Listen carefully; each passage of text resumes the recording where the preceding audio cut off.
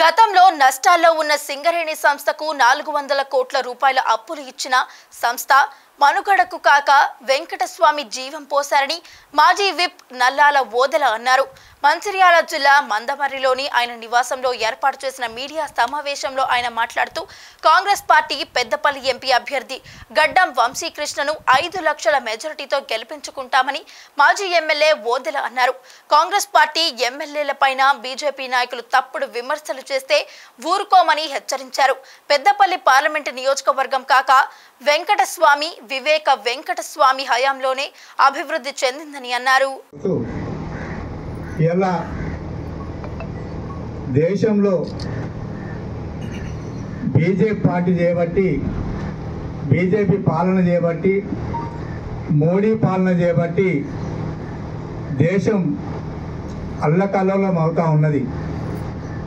10 ఏళ్ల కాలంలో, 10 ఏళ్ల పాలనలో భారతదేశంలో అన్ని వర్గాల ప్రజలు, ఈ వర్గం ఆ వర్గం అనకుండా అన్ని వర్గాల ప్రజలు ఆగమైన విషయం మన అందరికీ తెలిసిందే. ముఖ్యంగా 2 కోట్ల ఉద్యోగాలు ఇస్తానని చెప్పి ఇలా దేశంలో, ప్రపంచంలో అగ్రగామిగా మరి నిరుద్యోగం ఉన్నదంటే అది భారతదేశంలో ఉన్నది, అది మోడీ ప్రభుత్వం వల్ల ఉన్నది. ఇలా అనేకటువంటి హామీలు ఇచ్చారు. ఒక్క హామీలు కూడా నెరవేర్చపోగా ఇలా మళ్ళీ ఒక మతం పేరుతోటి ఇలా మతాన్ని ప్రోత్సహించి మానవత్వాన్ని మంటగలపాలని చెప్పి ప్రభుత్వం చేస్తున్నది ఇలా బీజేపీ మోడీ ప్రభుత్వం. మనకు సమాజానికి కావాల్సింది మానవత్వం, సమాజానికి కావాల్సింది మరి మంచితనం. కానీ ఈ మతం పేరుతోటి మరి ముఖ్యంగా ఇలా అయోధ్య రాముని పేరుతోటి, రాముని తలవాల అనేటువంటి అక్షంతల పేరుతోటి మరొక రాజకీయం చేస్తూ ఉన్నారు. ఇలా రాముడు అంటే ఎవరికి ఇష్టం లేకుండా ఉండరు.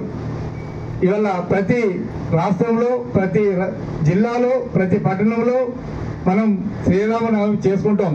కానీ ఇలా కొత్తగా ఎన్నికల సందర్భంగా రామ మందిరం పేరుతోటి రాజకీయం చేసి, రాముని పేరుతోటి, ఆఖరికి దేవుని పేరుతోటి కూడా రాజకీయం చేసి ఓట్లు దండుకోవాలని చెప్పని చూస్తున్నటువంటి మరి బీజేపీ మరి ఇంత నికృష్టపు మరి దిగజాడు తనానికి ఈ మోడీ నిదర్శనం అని చెప్పి, బీజేపీకి నిదర్శనం అని చెప్పి మనం చేస్తా ఉన్నాం.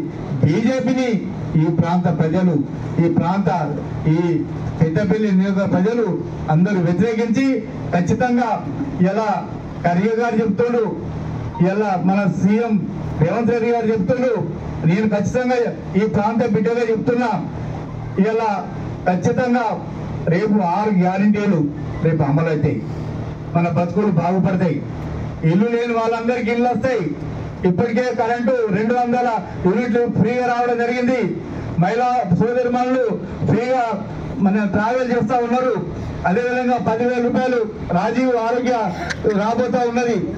10 లక్షల రూపాయలు మరి ఫ్రీగా ఆరోగ్యశ్రీ వస్తా ఉన్నది. అదేవిధంగా 5 లక్షల రూపాయలు ఇల్లు కూడా రాబోతా ఉన్నాయి. 5 గ్యారెంటీలతో పాటు రాబోయే కాలం లోపల వంశీ గెలిచిన తర్వాత ఈ ప్రాంతంలో కొత్త బొగ్గు గనులతో పాటు ఈ ప్రాంతం లోపల కొత్త పరిశ్రమలు, కొత్త ఇండస్ట్రీస్ ఏర్పాటు చేసి ఈ ప్రాంత నిరుద్యోగ యువత కోసం మరి నిర్మూలన కోసం, నిర్మూలన కోసం, ఉద్యోగ అవకాశాల కోసం వంశీ గారు కృషి చేయడానికి సిద్ధంగా ఉన్నారు.